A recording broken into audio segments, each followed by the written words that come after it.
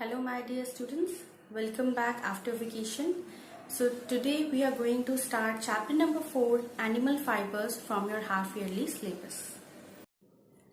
Chapter 4, Animal Fibers, for class 7th.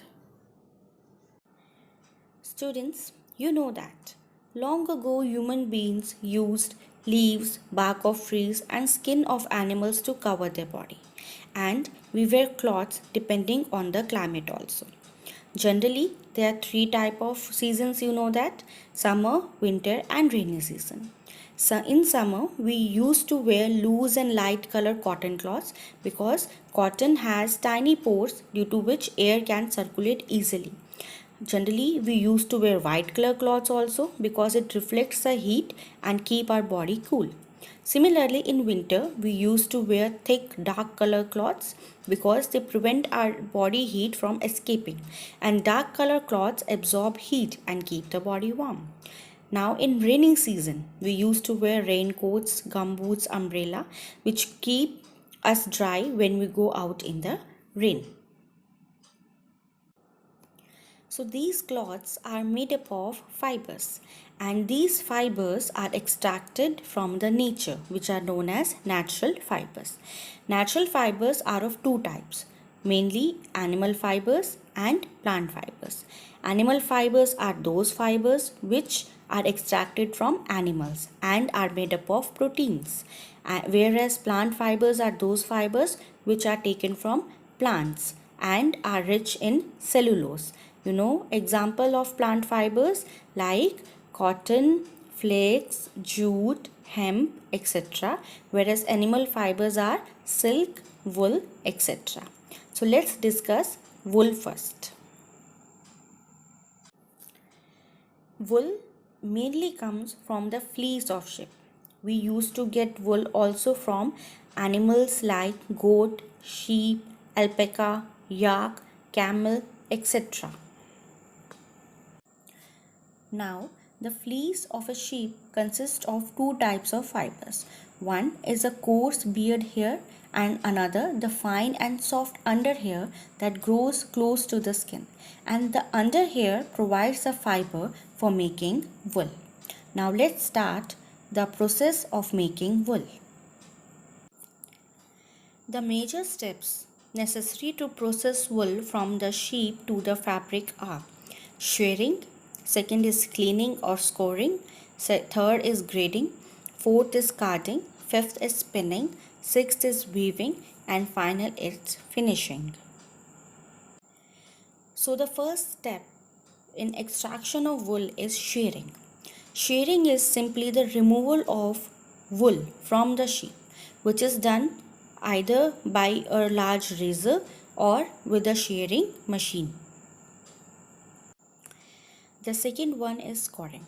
Scoring is simply the washing of the wool which is removed from the sheep because it contains dust, grease and dirt. इसलिए उन्हें clean करने के लिए हम सोपी water में डालते हैं ताकि वो बहुत ही अच्छे से क्लीन हो जाए और आगे आने वाले प्रोसेसेस करने इजी हो जाए. The third is sorting. Sorting means separating the hair of different length and different textures. कि जिनकी hairs छोटे हैं, बड़े हैं, अलग अलग कलर्स के हैं, उनको अलग अलग करना कहलाता है sorting. Fourth comes the removing of burr. Burr are soft fluffy fibers in the wool. So these are removed manually by using hands. The fifth come is the dyeing. The natural hair of sheep is white, brown or black. So to make it look attractive, it can be dyed into different and variety of colors. Last comes the spinning. The wool is then straightened, combed and spun into yarn. And finally, after spinning, the wool is either woven or knitted for making sweaters. All the steps are given here. Please read them very carefully so that you can make a flow chart of it. So this is the diagrammatic representation showing the journey from fibers till the fabrics. Silk. Silk is made from thread-like filaments that a silkworm spins around itself to form its cocoon. It is a prized fiber because of its natural luxurious appearance. Silk does not conduct heat and is a good insulator. That's why it keeps a person warm in winter and cool in summer. Now, talking about the life cycle of a silk moth. The female silk moth lays eggs. When the egg hatches, a tiny caterpillar crawls out, and this tiny caterpillar is known as silkworm or larva. After that, silkworm mulberry leaves के ऊपर feed करता है, grow करता है and अपने size को increase करता है. देन कुछ टाइम के बाद it secretes a fiber made up of protein around itself which hardens on exposure to air and अपने आप को कन्वर्ट कर लेता है एक कोकून के अंदर. At this stage, the larva is known as pupa. Now the pupa grows and changes inside the cocoon. कुछ वीक्स के बाद कोकून खुल जाता है and it converts itself into a adult silk moth. Sericulture. The breeding and management of silkworms for the production of silk is known as sericulture. Silkworm को breed करवाना and then उसकी देखभाल करना to obtain silk कहलाता है sericulture. अलग अलग तरह के सिल्क होते हैं जिनका टेक्सचर अलग अलग तरह का होता है, जैसे तसार सिल्क, मुगा सिल्क, कोसा सिल्क एंड ये सारे सिल्क अलग अलग तरह के कोकून से निकाले जाते हैं जो डिफरेंट सिल्क मोथ से एक्सट्रैक्ट किए जाते हैं. सबसे कॉमन सिल्क है मलबरी सिल्क मोथ और यहाँ से हमें जो फाइबर मिलता है वो बहुत ही गुड क्वालिटी का मिलता है. Now dividing the process of sericulture in 5 part. Here is the first step. The first one is the incubation. A female silk moth lays hundreds of eggs at a time, and these eggs are then warmed to a suitable temperature for hatching.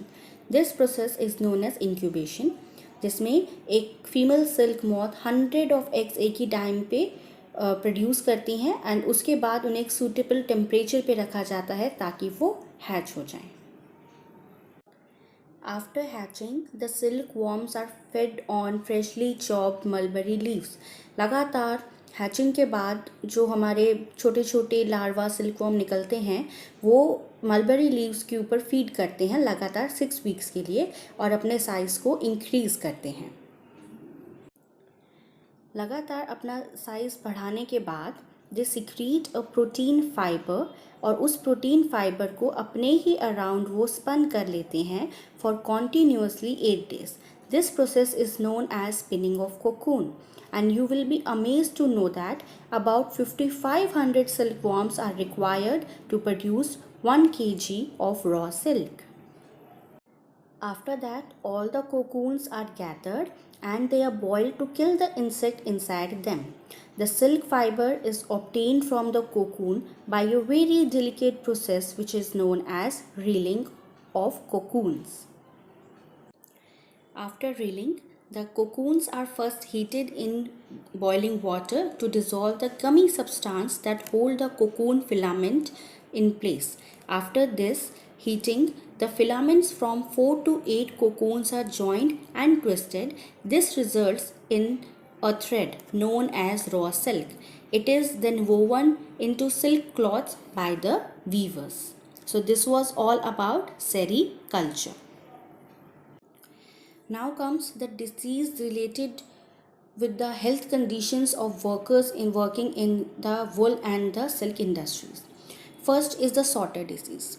लोग जो wool industry में काम करते हैं they get infected by a bacterium called anthrax and it leads to a fatal blood disease जिसे हम कहते हैं sorter disease.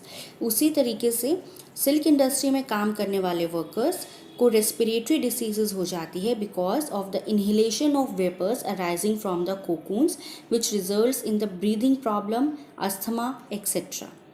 Third comes the scabies and other skin infections.